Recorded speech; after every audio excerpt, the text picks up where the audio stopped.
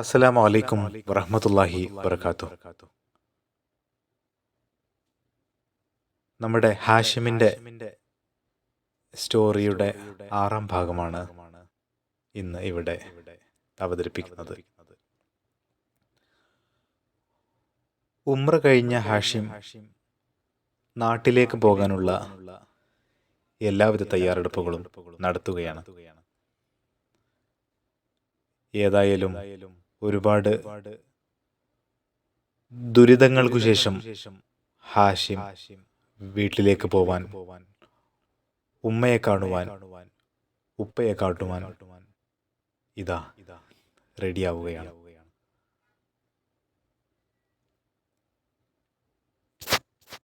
ഗൾഫിൽ വന്ന ഉടനെ അല്പം ബുദ്ധിമുട്ടായെങ്കിലും അതിനുശേഷമുള്ള ജീവിതം വളരെ ഹാപ്പി ആയതുകൊണ്ട് ഹാഷിമിൻ്റെ മനസ്സ് വല്ലാതെ സന്തോഷത്തിലായിരുന്നു. ഹാഷിം അള്ളാഹുവിനെ ഒരുപാട് സ്തുതിച്ചു. എല്ലാം പാടത്തുള്ള ഹല്ലാക്കൂടയോനെ, എല്ലാവർക്കും കാരുണ്യം ഏകുന്നോനെ, എൻ്റെ ജല്ല ജലാലായ തമ്പുരാനേ, വല്ലാത്തതാണല്ല നിന്റെ കൂതിരത്ത്, വല്ലായ്മ നീക്കിത്ത ഈ ലോകത്ത്, എന്നും തേട്ടങ്ങളേകി സലാമത്താക്ക്. എല്ലാം പാടത്തുള്ള ഹല്ലാക്കൂടയോനെ,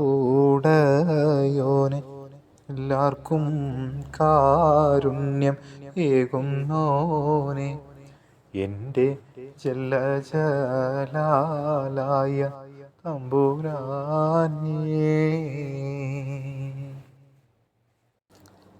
നാട്ടിലെത്തിയ ഹാഷിം നേരെ വീട്ടിലേക്ക് പോയി ഉമ്മയെ കണ്ടു.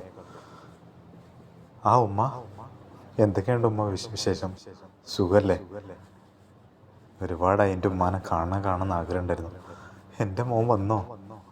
ഞാൻ കരുതി എൻ്റെ മോനെ എനിക്കിനി കാണാൻ പറ്റില്ല എന്ന്. മോനെ, എൻ്റെ മോനെ. അങ്ങനെ നീണ്ട വർഷങ്ങൾക്ക് ശേഷം ഹാഷിമും ഉമ്മയും പരസ്പരം കാണുന്നു. ഉമ്മയെ വാരിപ്പുണർന്നുകൊണ്ട് ഹാഷിം, താലോല പാട്ടുകൾ പോലെ മറ്റൊരു പാട്ടുണ്ടോ, താരാട്ടാൻ ഉമ്മയെ പോലെ വേറൊരു കൂട്ടുണ്ടോ,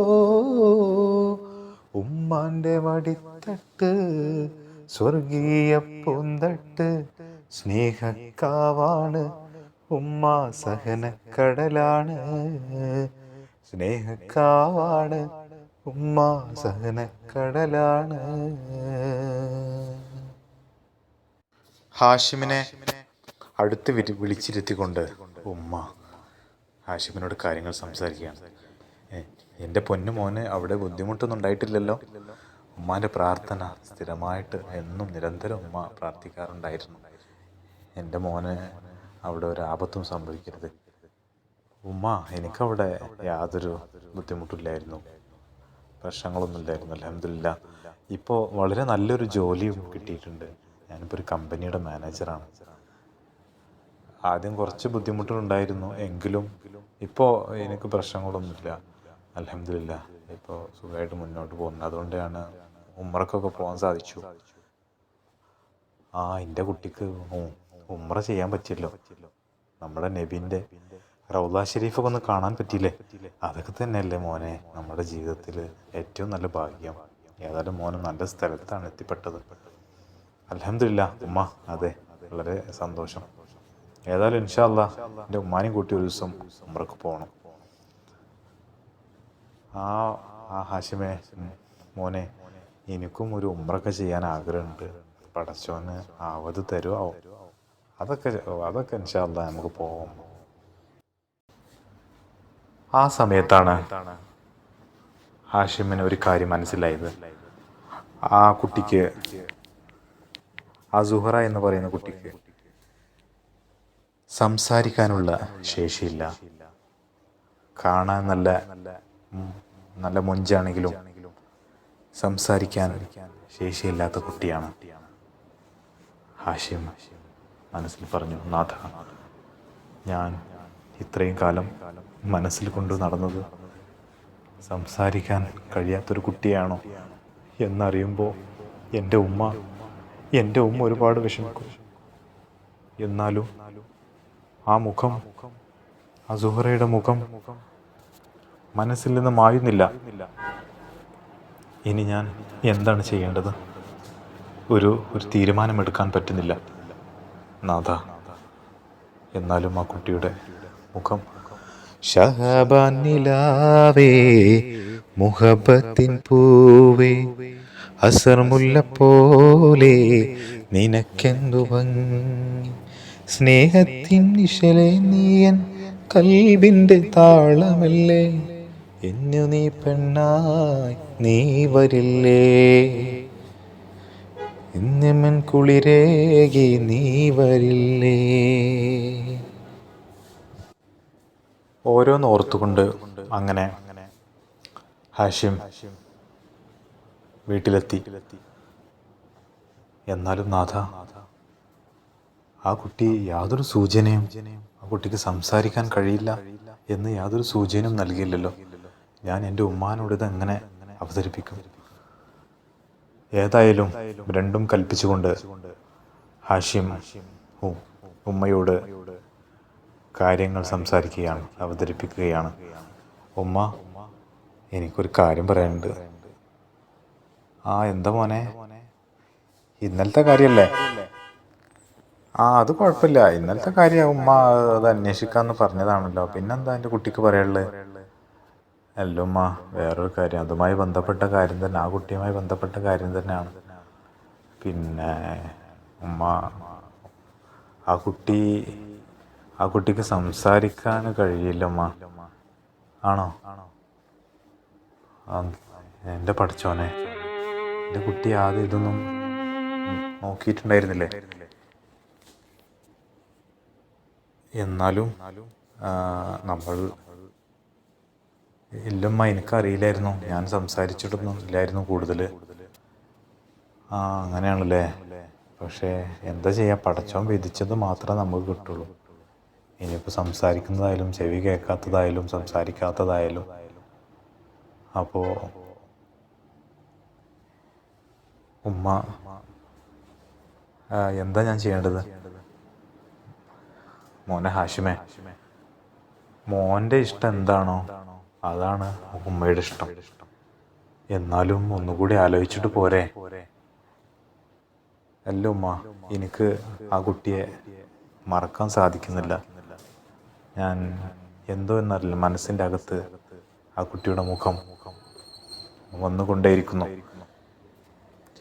റജബ് മാസരാവിലെ പാൽനിലാവ് പോലെ മധുരമായൊരോർമ്മയിൽ നീ വിടർന്നു നൂറെ, കുളിരണിഞ്ഞ രാത്രിയെ തിരയിണഞ്ഞ നേരം കണ്ണുവിനെന്നും എത്രയോ കളി പറഞ്ഞു തോഴ, കുപ്പിവളക്കയിൽ താളം പിടിക്കാൻ മക്കത്തെ സുൽത്താൻ്റെ കസൊന്ന് പാടാം.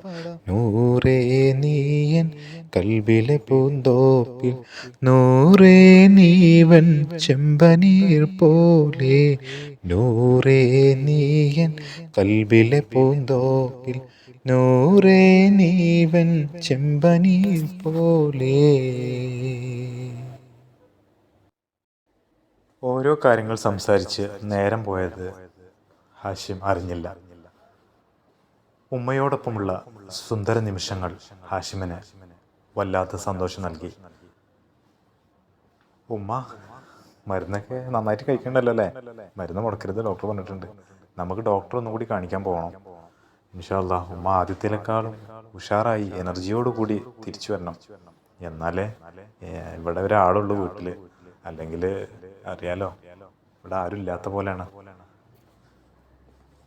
ഏതായാലും ഡോക്ടറെ കാണിക്കാൻ വേണ്ടി ഉമ്മയും ഹാഷിമും കൂടി പോവുകയാണ്. ഡോക്ടറെ അടുത്ത് ചെല്ലുന്നു. ഡോക്ടർ ഹാഷിമിനെ വിളിച്ചു. ഹാഷിം, മാഷാ അല്ലാ, ഉമ്മയുടെ രോഗാവസ്ഥയിൽ ഒരുപാട് മാറ്റമുണ്ട്. നിങ്ങൾ നല്ല കെയറിംഗ് ആണ് കൊടുത്തത്. മരുന്നുകൊണ്ട് മാത്രമല്ല, നിങ്ങളുടെ സ്നേഹവും ശ്രദ്ധയും കൊണ്ടാണ് അസുഖത്തിൻ്റെ രോഗാവസ്ഥ വളരെയധികം നോർമലായിട്ടുണ്ട്. ഇൻഷാ അല്ലാ, തീർച്ചയായും ഉമ്മ വീണ്ടും പഴയ അവസ്ഥയിലേക്ക് തന്നെ തിരിച്ചു വരും. ഓക്കെ. എന്നാ ഗൾഫിൽ നിന്ന് എത്തിയത്? ആ ഡോക്ടർ, ഞാൻ ഗൾഫിൽ നിന്ന് എത്തിയിട്ട് 2 ദിവസമായിട്ടുള്ളൂ. എല്ലാം റാഹത്തല്ലേ? അതെ, എല്ലാം റാഹത്താണ്. ഹോസ്പിറ്റലിൽ നിന്നും വീട്ടിലേക്ക് തിരിച്ചു പോകുന്ന വഴി യാദൃശ്ചികമെന്ന് പറയട്ടെ, ഹാഷിം സുഹറയെ അബദ്ധവശാൽ അൺഎക്സ്പെക്റ്റഡ് ആയിട്ട് കാണുകയാണ്.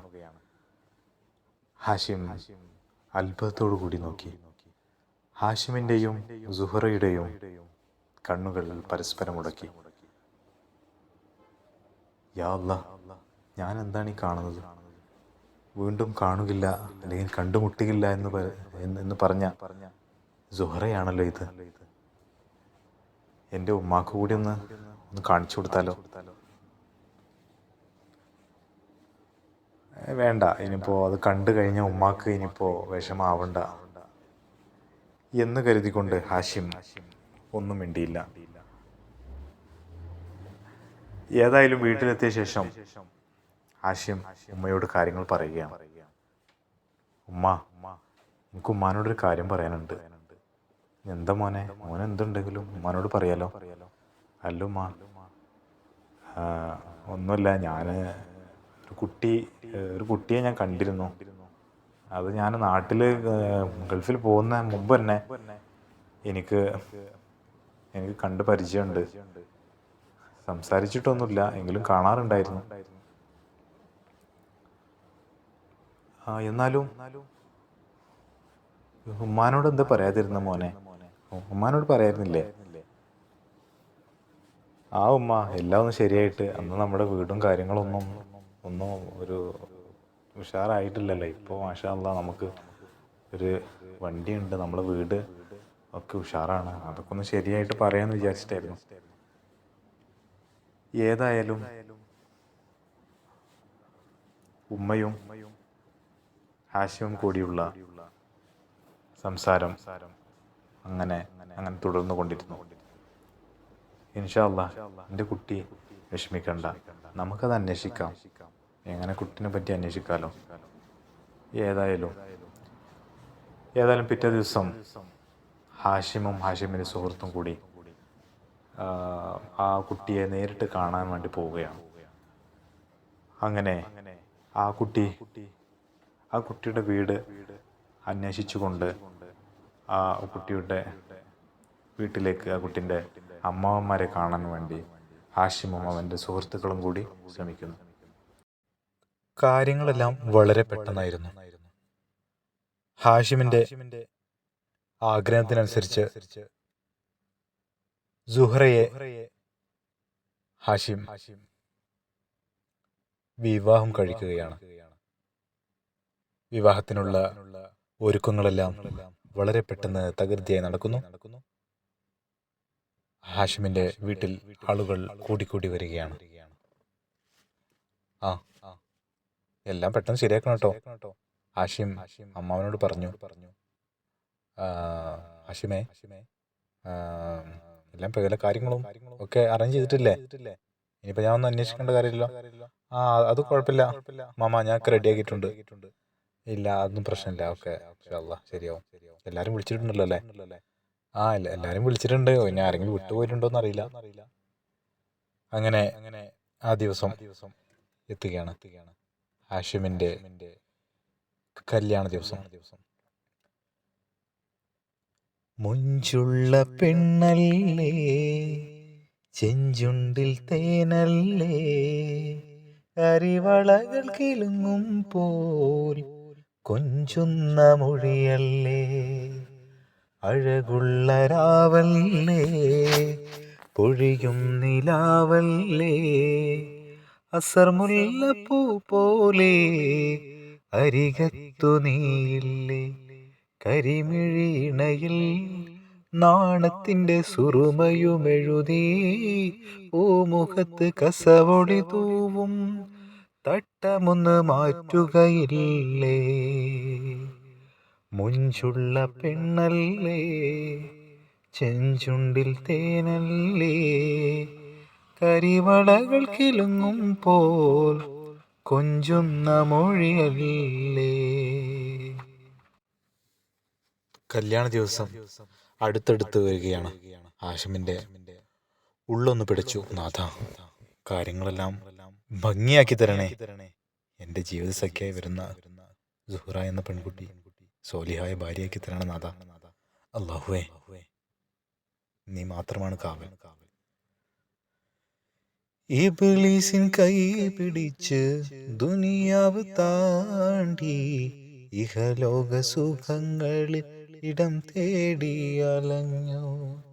മരണത്തെ ഓർക്കും നിമിഷങ്ങളില്ല, മതി മറന്നു ഞാൻ കഴിഞ്ഞുള്ള കാലം.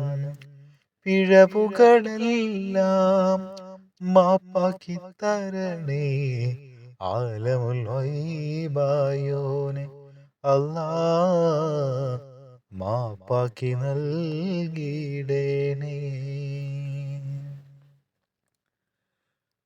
വളരെ പെട്ടെന്നാണ് അത് സംഭവിച്ചത്. ഉമ്മാക്ക് വീണ്ടും അസുഖം കൂടിയിരിക്കുന്നു. ഹാഷിം വളരെ ദുഃഖിതനായി. ഉമ്മാക്ക് എന്താണ് പറ്റിയത് ഉമ്മ? എല്ലാവരും ഓടിക്കൂടി. വീട്ടിൽ ആളുകൾ, നാളെ കല്യാണം. ഉമ്മാക്ക് ഉമ്മാക്ക് എന്ത് പറ്റി? എൻ്റെ ഉമ്മാക്ക് എന്താ പറ്റിയത്? ആരൊക്കെ ചേർന്ന് വീണ്ടും ഉമ്മയെ ഹോസ്പിറ്റലിലേക്ക് എടുക്കുന്നു. കൂടെ നമ്മുടെ പ്രിയപ്പെട്ട ഹാഷിം ഹോസ്പിറ്റലിലേക്ക് പോവുകയാണ്. അറിയില്ല ഉമ്മാക്ക് എന്താണ് സംഭവിച്ചതെന്ന്. അല്ലാഹുവിൻ്റെ താബ് നിന്നിലേറി വന്നാൽ അല്ലാനെ വിളിക്കാത്തവരാരുണ്ട്? ഇന്നീ ദുനിയാവിലാരുണ്ട്? അല്ലാ ഹയ്യുൽ ഖയ്യൂമേ, അല്ലാ ജല്ല ജലാലേ, അല്ലാ ഹയ്യുൽ ഖയ്യൂമേ, അല്ലാ ജല്ല ജലാലേ. വളരെ നിർഭാഗ്യമെന്ന് പറയട്ടെ, ഹാഷിമിന്റെ ഉമ്മ വീണ്ടും ഹോസ്പിറ്റലിൽ ICUവിൽ അഡ്മിറ്റ് ആവുകയാണ്. ഉമ്മാക്ക് എന്താണ് സംഭവിച്ചത്? ഹാഷിം ദുഃഖത്തോടുകൂടി കണ്ണീർ ചാലുകൾ വായിച്ചുകൊണ്ട് അള്ളാഹുവിനോട് പ്രാർത്ഥിച്ചു. നാഥാ, എൻ്റെ ഉമ്മാക്കൊന്നും സംഭവിക്കരുതേ, എൻ്റെ പ്രിയപ്പെട്ട ഉമ്മാക്ക് യാതൊന്നും സംഭവിക്കരുത് നാഥ. എൻ്റെ ഉമ്മയുടെ ദീർഘായുസ്സും ആഫിയത്തും പ്രദാനം ചെയ്യണം തമ്പുരാനെ.